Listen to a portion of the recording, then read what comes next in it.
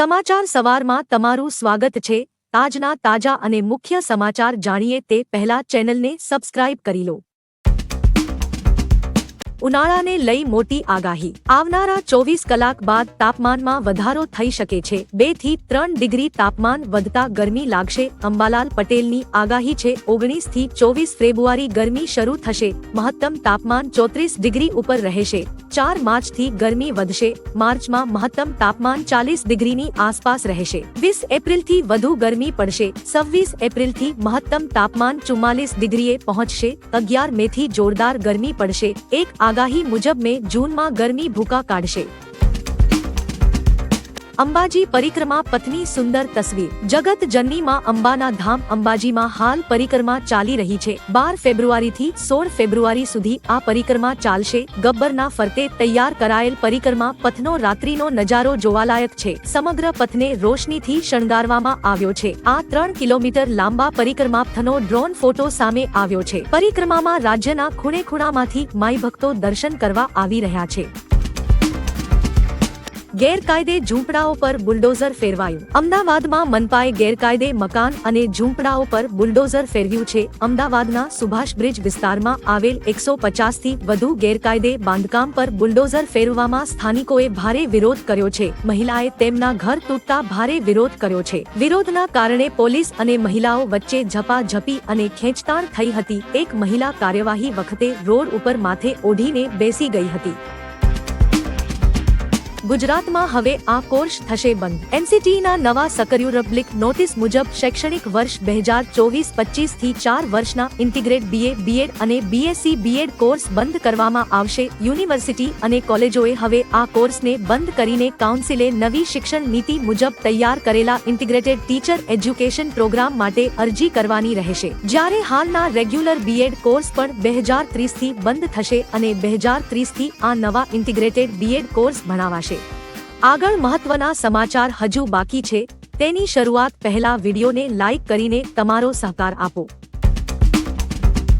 તૈયારી કરતા ઉમેદવારોએ આ સમાચાર જરૂર જોવા। મંત્રી ઋષિકેશ પટેલે જણાવ્યું કે ચાલુ વર્ષ 2024માં કુલ 21,000 જગ્યાઓ ભરવા માટે વિવિધ ભરતી બોર્ડ આયોજન કરી રહ્યા છે। જેમાં ગુજરાત ગૌણ સેવા પસંદગી મંડળ 7,000, પોલીસ ભરતી બોર્ડ 12,000 અને ગુજરાત જાહેર સેવા આયોગ 1625 જગ્યાઓની પર ભરતી કરશે। ફેબ્રુઆરી 2023 સુધીમાં 1,67,000 ઉમેદવારોની ભરતી કરાઈ છે। વર્ષ 2024 થી 2033 સુધીના ભરતી કેલેન્ડર બનાવવાની પ્રક્રિયા હાલ ચાલુ છે। નડ્ડાએ ગુજરાતમાંથી ઉમેદવારી ફોર્મ ભર્યું। ગઈકાલે ભાજપે રાજ્યસભાના ઉમેદવારોના નામ જાહેર કર્યા હતા। ભાજપના ઉમેદવાર તરીકે જેપી નડ્ડાએ પોતાનું નામાંકન ફોર્મ ભર્યું હતું। આ સમયે સીએમ ભૂપેન્દ્ર પટેલ અને ભાજપ પ્રદેશ પ્રમુખ CR પાટીલ પણ હાજર રહ્યા હતા। આ સિવાય ભાજપના 3 ઉમેદવારોએ પણ પોતાની ઉમેદવારીના ફોર્મ ભર્યા છે। દુબઈના શાસકનું હૃદય મોટું છે। અબુધાબીમાં BAPS મંદિર વિશે અભિનેતા દિલીપ જોશીએ કહ્યું કે આ જોયા પછી પણ વિશ્વાસ કરવો મુશ્કેલ છે કે આટલું સુંદર BAPS મંદિર બનાવવામાં આવ્યું છે। PM મોદીએ જ્યારે આ મંદિરનો શિલાન્યાસ કર્યો ત્યારે હું અહીં હાજર હતો। દુબઈના શાસકનું હૃદય મોટું છે। તેમણે આ મંદિર બનાવવા માટે જમીન અને મંજૂરી આપી હતી। હું પ્રાર્થના કરું છું કે આ મંદિરથી સમગ્ર વિશ્વમાં સંવાદિતાનો સંદેશો ફેલાય। 3,000 સ્પેશિયલ એજ્યુકેટરની ભરતી થશે। રાજ્યમાં સ્પેશિયલ એજ્યુકેટર તરીકે 3,000 શિક્ષકોની ભરતી થશે। ધોરણ 1 થી 5માં 1,800 અને 6 થી 8માં 139 શિક્ષકોની ભરતી થશે। 19 થી 28 ફેબ્રુઆરી દરમિયાન ઓનલાઈન અરજી વેબસાઇટ પર કરી શકાશે। દિવ્યાંગ બાળકોના શિક્ષણ માટે ભરતી કરવામાં આવશે। 15 ફેબ્રુઆરીના રોજ સત્તાવાર જાહેરાત કરવામાં આવશે। રાજ્યના શિક્ષણ મંત્રી કુબેર ડિંડોરે સોશિયલ મીડિયા મારફત મહત્વની જાહેરાત કરી છે। PM મોદી ગુજરાત આવે તે પહેલા આ નિર્ણય લેવાયો। 22 અને 23 ફેબ્રુઆરીએ PM મોદી ગુજરાત આવી રહ્યા છે। ત્યારે આ મુલાકાતને લઈ હાલ ચાલી રહેલા વિધાનસભા બજેટ સત્રની બેઠકો રદ કરવામાં આવી છે। 22 અને 23 ફેબ્રુઆરીના રોજ વિધાનસભા સત્રની બેઠક નહીં મળે। કામકાજ સલાહકાર સમિતિની બેઠકમાં આ નિર્ણય લેવામાં આવ્યો છે। બાકી રહેલી બેઠકને ગોઠવવામાં આવશે। ગાંધીનગર રૂટની મેટ્રો ટ્રેનનું ટ્રાયલ. સૂત્રો પરથી જાણવા મળ્યું છે કે અમદાવાદથી ગાંધીનગરનો મેટ્રો રૂટ તૈયાર થઈ રહ્યો છે, જેમાં નરેન્દ્ર મોદી સ્ટેડિયમ અમદાવાદથી સેક્ટર 1 ગાંધીનગરના મેટ્રો ટ્રેનના રૂટનું ટ્રાયલ ટૂંક સમયમાં જ શરૂ કરી દેવામાં આવશે. હાલમાં પુલની કામગીરી પૂર્ણ થવાના આરે છે. માર્ચ-એપ્રિલ મહિનામાં ટ્રેનના ટ્રાયલ શરૂ કરવામાં આવશે. યુએઈમાં બન્યું બીએપીએસ મંદિર. યુએઈમાં બનેલા બીએપીએસના હિન્દુ મંદિરનું 14 ફેબ્રુઆરીએ પીએમ મોદીએ ઉદ્ઘાટન કર્યું છે. પશ્ચિમ એશિયાનું સૌથી મોટું આ હિન્દુ મંદિર છે. ચારે બાજુ રેતી અને તેની વચ્ચે બનાવવામાં આવેલ આ મંદિરનો ખર્ચ 700 કરોડ રૂપિયા જેટલો છે. વર્ષો સુધી આ મંદિરને કંઈ જ થશે નહીં. મંદિર 27 એકર જમીનના વિસ્તારમાં ફેલાયેલું છે. મંદિર બનાવવા માટે રાજસ્થાનથી ગુલાબી અને અંબાજીના આરસ પથ્થરો યુએઈ પહોંચાડવામાં આવ્યા હતા. ગુજરાતમાંથી ફોર્મ ભરવું એ સૌભાગ્યની વાત. ગુજરાતમાંથી રાજ્યસભાના ઉમેદવાર જેપી નડ્ડાએ ખુશી વ્યક્ત કરી છે. અમદાવાદ એરપોર્ટ ખાતે એક કાર્યક્રમને સંબોધતા તેમણે જણાવ્યું કે હું ખૂબ જ ભાગ્યશાળી છું કે મને ગુજરાતમાંથી નામાંકન ભરવા મળ્યું છે. અમારું લક્ષ્ય આ વખતે એનડીએને 400 પાર કરાવવાનું છે. મને આ તક મળી એ માટે પીએમ મોદી, અમિત શાહ તેમજ ચૂંટણી સમિતિનો દિલથી આભાર વ્યક્ત કરું.